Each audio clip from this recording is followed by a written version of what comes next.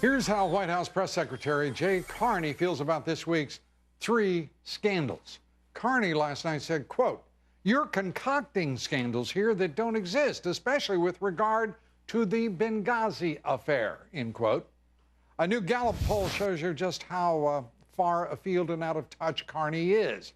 A majority of Americans feel quite differently, and strongly so. 74% of voters want the IRS scandal investigated further. 69% feel the same way about Benghazi. Congressman Mike Kelly spoke on behalf of a lot of Americans at today's House Ways and Means Committee on the IRS scandal. He gave the outgoing acting IRS commissioner a piece of his mind, and the result was a standing ovation. And anybody to sit here today and listen to what you have to say, I am more concerned today than I was before. And the fact that you all can do just about anything you want to anybody, you know, you can put anybody out of business that you want anytime you want. And I got to tell you, you talked about you're a horribly run organization. If you're on the other side of the fence, you're not given that excuse. And when the IRS comes in here, you're not allowed to be shoddy. You're not allowed to be run horribly. You're not allowed to make mistakes. You're not allowed to do one damn thing that doesn't come in compliance. If you do, you're held responsible right then. I just think the American people have seen what's going on right now in their government. This is absolutely an overreach, and this is an outrage for all America. Mr. Griffin is recognized for 5 minutes. Thank you, Mr. A-Team author, columnist Jedediah Bila, former Clinton advisor Doug Schoen, and in Washington, D.C., senior writer at the Weekly Standard, Stephen Hayes, all Fox News contributors. Thank you all for being here. Sure. Jedediah, let's start first with Mike Kelly, the congressman. I have to tell you, I haven't seen a spontaneous response like that, applause, a standing ovation, in my career. Yeah, because people were watching Miller have absolutely no answers to anything. I mean, it was stunning to me. I was watching from home, and he couldn't remember dates. He couldn't remember names. He couldn't remember why he didn't disclose certain information to the committee that he had in his hands about specifically which kinds of conservative groups were going to be targeted. So he went to this hearing, had no information, had complete disrespect for the people that were answering these questions. And I think this gentleman had had enough and had said, you know what? I am going to be the one tonight who's going to speak for the American people at home who are watching this and are outraged and disgusted, and good for him for doing that. Stephen Hayes, Dave Camp, the chairman of the committee, saying that the arrogance was breathtaking on the part of particularly Stephen Miller. And I have to say it was palpable. I have never seen such obvious disdain for a committee, for the Congress of the United States. He talked as a man who, I don't know, it was embarrassing to watch. It was an insult to the American people and our system of government. What are your thoughts? Yeah, it was. I mean, look, I can't fault the guy for disdain for Congress. I mean, I share that disdain for Congress, broadly understood. But, I mean, you could see on his facial expressions, he didn't want to answer their very basic questions. And when it was pointed out to him, I'd say very inconveniently, that he had this information, he was asked about it, he chose not to provide the details of what the IRS was doing, what the IRS knew about what it was doing.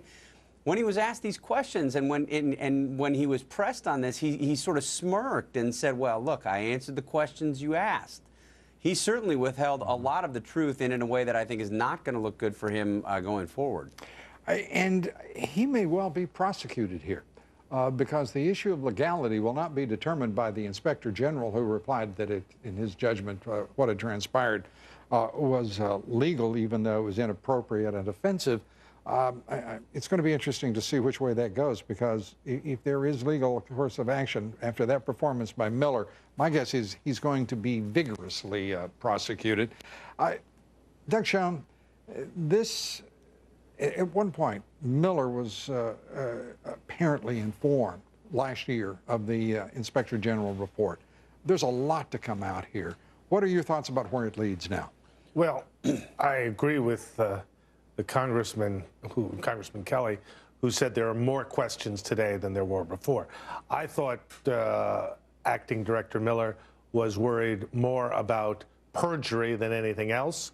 And I think that we need to find out, particularly, Lou, the answer to the question of when precisely was the Department of the Treasury informed, what were they informed of, And what did they do with the information? We're going to find, I hope, a lot of things out. I want to take up now Benghazi. We're going to take a quick break before we turn to Benghazi, and I'm going to turn first, if I may, to Stephen Hayes, who's done an outstanding job of reporting the story to us. More with the A-Team in moments. Back with the A-Team, Steve, I want to turn to you. The Benghazi is widening. We now are seeing leaks coming out of the White House. I don't know if they're intentional or otherwise, but it's clear that much more will be on the president's back for all the mistakes that have been made in Benghazi. Yeah, I think that's right. There was a very interesting story today by Cheryl Atkinson at CBS News, who's been doing a really first-rate job on this, been covering it sort of from the very beginning. And she has a number of administration officials expressing regret about certain aspects of what happened in Benghazi and after Benghazi. And it's an interesting sort of change of tone from the administration on this, and I think it's not insignificant that they went to her to try to do this. I think they're trying to take a different tack in the hopes that people will kind of move past this if they express regret. The problem is there's so much that we still need to know. I mean, we still, even after going through these emails which left in tatters some of the claims of the White House, that the White House wasn't involved, the State Department wasn't involved, we still don't know who pushed the movie. How did that become the central part of the administration's story after the attack? It's an important question. There are lots of questions about what happened during the attack, too. And if I may, I'm going to use this language, Jedediah, the lies about the amateur movie. That was a campaign of lies directed at the American people, indeed the world, because the president carried it to the General Assembly on September 25th. Yes. These emails, as Stephen has documented in his reporting, they not only contradict, in my judgment, this White House, proves them to be liars, objectively so. That's true, and I think for most of the public, it was when the talking point manipulation was exposed that everyone sort of sat back and said, hold on a second. What Jay Carney has been telling us for a very long time isn't true. These weren't stylistic changes. These were significant omissions. These were significant changes. The State Department was involved. The White House was involved. Where was the president that night? How involved was he? Was he communicating with Secretary Clinton? Because Hicks gave testimony that he had communicated with Secretary Clinton. Did she then communicate with Obama? Why are we in the dark? I think that really changed the discussion and made the American people wake up and say, there's been a lot of deceit here, and now we want to find out the truth. There is one guy we got to hear from. That's Tom Donilon, the National Security Advisor. Yeah. His name has been absent. And there's a good reason, because he was the point person, Jedediah, on September 11th, and he is a leaker par excellence, and he's kept his name out by leaking.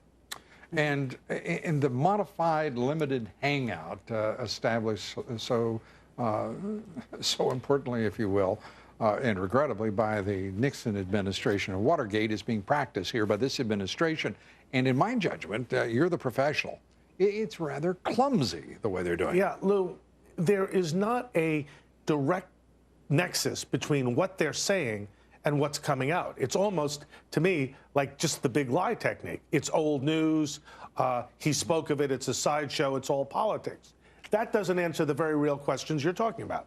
Let me ask you all this. This president looks as if he's at sea, speaking to the press here in the last two appearances. It's as if he doesn't know how to behave without a compliant and even complicit media.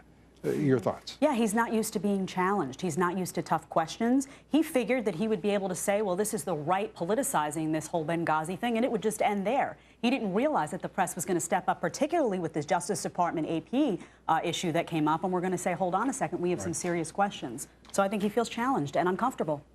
Stephen? Well, there was a big break, I think, with Benghazi, because as you pointed out, I mean, the things that Jay Carney was saying were just not true. And, you know, I think reporters who are inclined to give the president, give the White House the benefit of the doubt for, you know, these past many months, but really 4+ years, stopped and took stock of where they were and thought, geez, I was reporting this because Jay Carney told me this, and now it turns out that it's not true, and not true in an obvious and demonstrable way. I mean, it wasn't the case that the White House and the State Department made a singular adjustment. They rewrote the whole thing. Doug, you get the last word here. It's about 30 seconds. The Obama agenda effectively is dead, meaning the president may be adrift, as I've written this week. The buck does stop with him. but there's no focus on guns, immigration, economic policy, nothing, no matter how hard they try. At this point, his credibility is so severely damaged. His character is so assailed here.